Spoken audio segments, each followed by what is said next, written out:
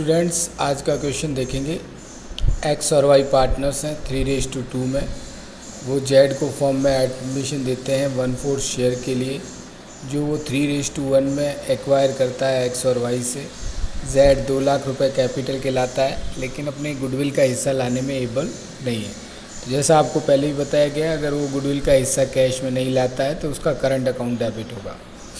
पहला एडजस्टमेंट, एक पुराना टाइपराइटर फाउंड हुआ है बुक्स में, तो ये फ़ायदा है। एक नई एसेट्स बढ़ी है तो रिवोल्यूशन के सीआर में आएगा।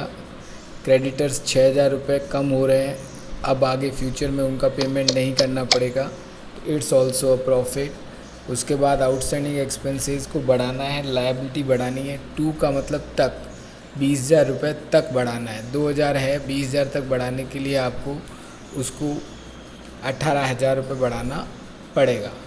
उसके बाद स्टॉक को भी बढ़ाना है, लेकिन वो भी तक 14,000 रुपये, 1,40,000 रुपये तक, मीन्स 70,000 है, 70,000 और बढ़ाएंगे तब 140 हो जाएगा। Provision for bad debts will be equal to 10% of debtors. अभी 8% 5% है, 5% और बनाएंगे तो 10% हो जाएगा।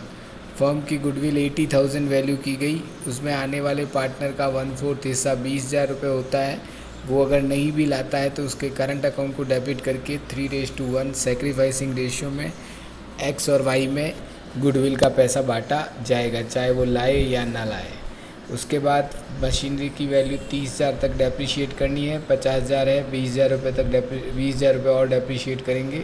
लैंड एंड बिल्डिंग की वैल्यू 60,000 रुपये से बढ़ानी है, 1,10,000 है, 60,000 बढ़ाने के बाद ये 170 हो जाएगी। इसके बाद आप देख सकते हैं एंट्रीज़ में सबसे पहले WCR के बारे में कहीं कुछ नहीं लिखा है। जब कहीं कुछ ना लिखा हो तो पूरा का पूरा बांट देना है।